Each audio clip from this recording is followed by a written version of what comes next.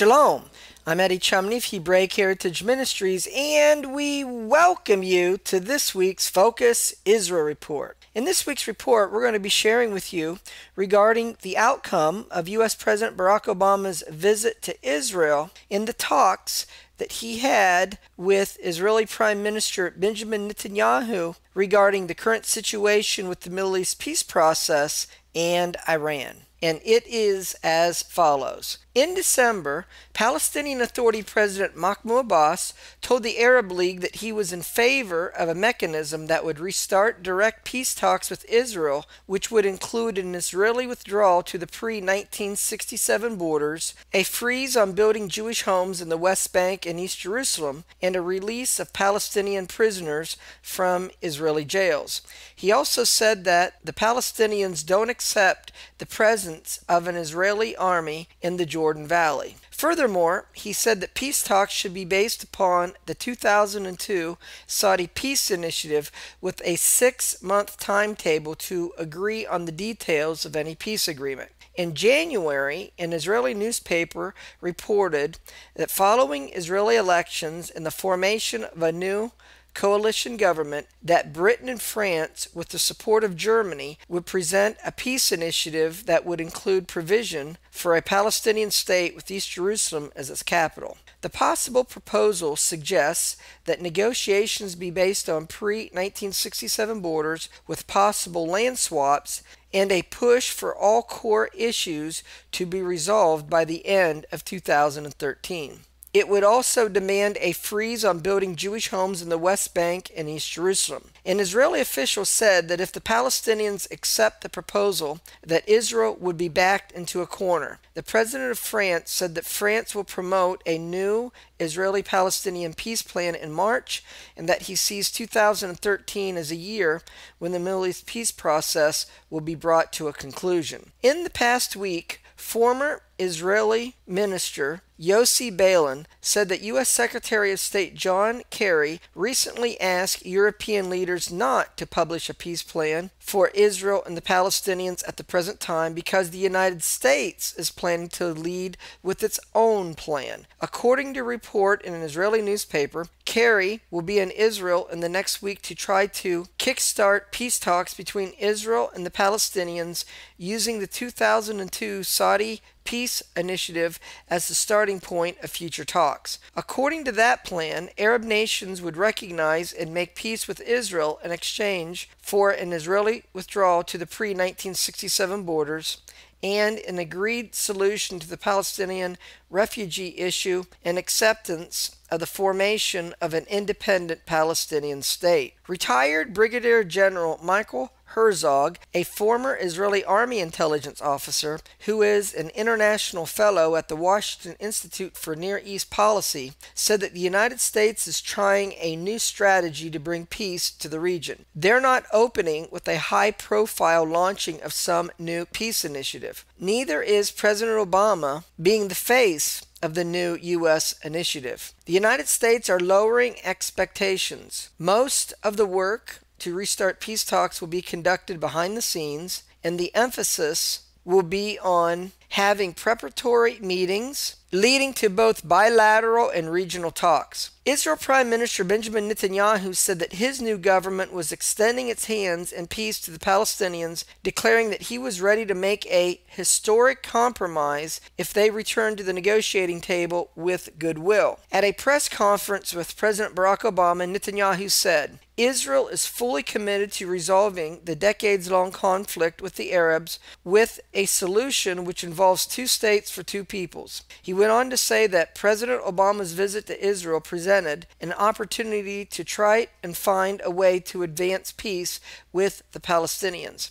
He also said, I hope that Obama's visit, along with the visit of U.S. Secretary of State John Kerry, will help us turn a page in our relations with the Palestinians. If Israel and the Palestinians are able to agree on terms of a peace deal, Labor leader Shelley Yakimovich promised to support a peace agreement. She told Netanyahu, if Israel ever gets to even an interim agreement with the Palestinians, I promise you what I said to you face to face, that the Labor Party will join your government in order to support such a peace agreement. In speaking with the Palestinians, President Barack Obama said that he does not support preconditions for restarting direct peace talks between Israel and the Palestinians. This is a reversal from the policy of his first administration. Obama said that the Palestinians could not expect an Israeli settlement freeze ahead of restarting direct peace talks, saying that Israeli politics were complex and that this is not an issue that can be solved overnight. He further said that if issues were made into preconditions to negotiations, he said that there was no point in negotiations. In speaking about preconditions, Obama was mainly referring to Palestinian insistence that Israel freeze building Jewish homes in the West Bank and East Jerusalem in order to restart peace negotiations. Obama said, "If we solve the issue of sovereignty for the Palestinians and security for the Israelis, the issue of settlements will be solved as well." Even so, Obama said that he told Netanyahu that it is U.S. policy to regard settlement activity as being not constructive, appropriate, or advancing the cause of peace.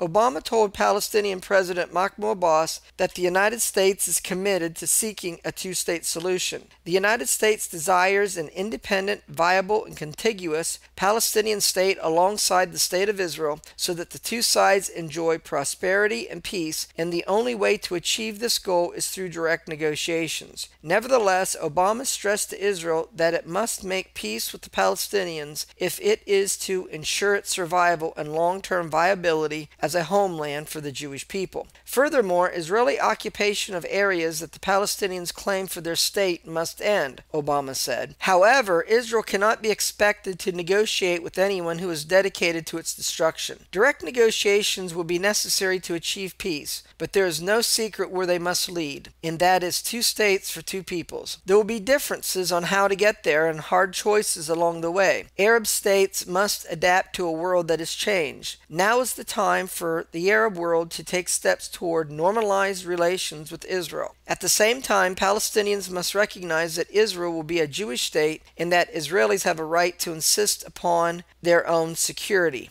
Israelis must recognize that continued settlement activity is counterproductive to the cause of peace and that an independent Palestine must be viable, that real borders will have to be drawn. I've suggested principles on territory and security that I believe can be the basis for such talks. Regarding Obama's views on the peace process, the leader of Jewish Home, Naftali Bennett, whose party opposes a Palestinian state, said that there is no occupation within one's own land. In Netanyahu's new government, Jewish Home Knesset member Uri Ariel, who is the Minister for Construction and Housing in the new government, said that there is no room for freezing construction in the West Bank. Israel Beitenu, which means Israel our home, the Russian Jewish Immigrant Party, headed by Avigdor Lieberman, said that he does not believe the Israeli-Palestinian conflict can be solved and rejected any possible freeze in settlement construction. He further said, "Those who talk about solving the Palestinian problem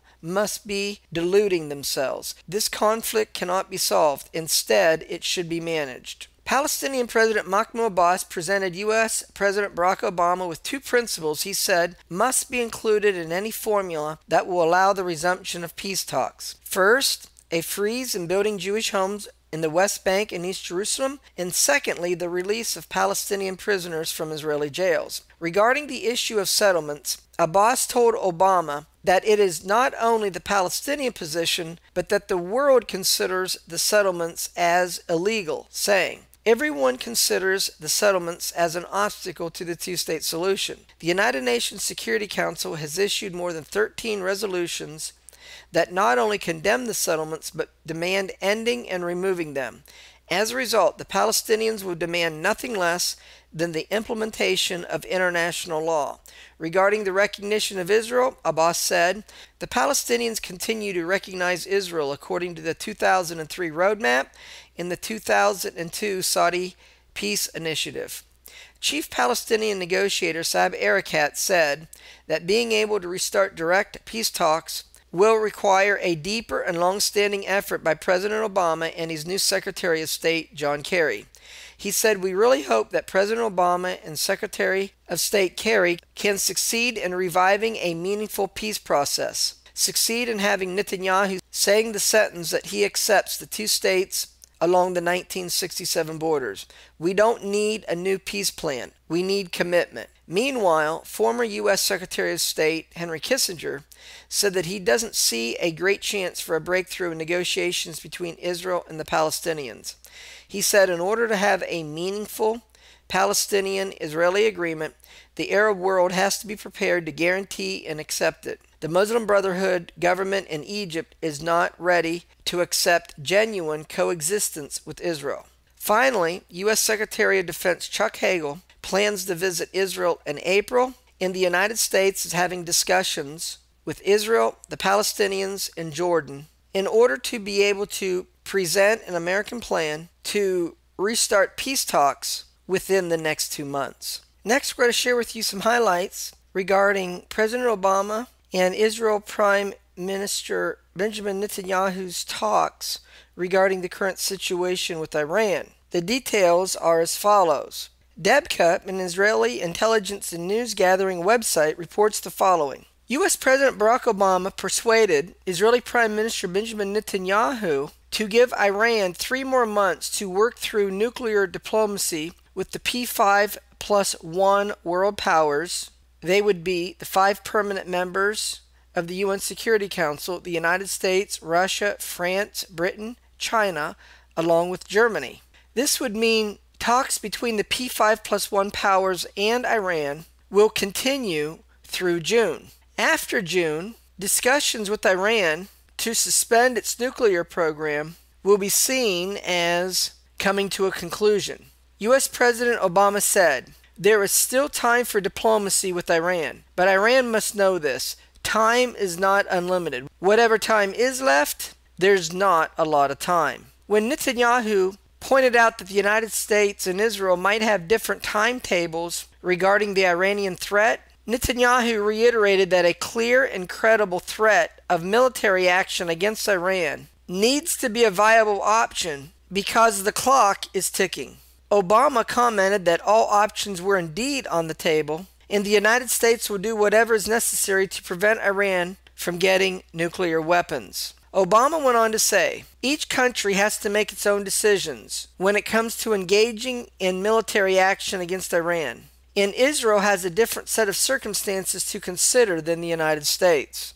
Iran is having presidential elections on June the 24th. The analysis is that Iran will not be able to make any concessions on its nuclear program prior to their elections. Therefore, this is why the P5+1 powers will continue to keep the diplomatic window open with Iran through their June elections. This does not necessarily mean that the United States or Israel will attack Iran one day following the Iranian elections on June the 24th. Instead, it means that diplomatic discussions will be what the P5+1 powers pursue and emphasize prior to the June 24th Iranian elections. Debka reports that Obama explained to Netanyahu that he owed Iranian leader Ayatollah Khomeini the freedom to conduct Iran's presidential election campaign without pressure being put upon him to suspend the Iranian nuclear program prior to elections. It is believed that the United States and Iran made an agreement behind closed doors that Iran would not do anything to interfere with Obama's re-election that took place in November 2012. The United States believes that following the June 24th Iranian elections, that Iran can be more flexible regarding curbing its nuclear program. So, in this week's report, we shared with you the results of U.S. President Barack Obama's visit to Israel and the discussions that he had with Israeli Prime Minister Benjamin Netanyahu regarding the Israeli-Palestinian peace process and the current situation with Iran. Until we do it again, Shalom, in Yeshua the Messiah, Amen.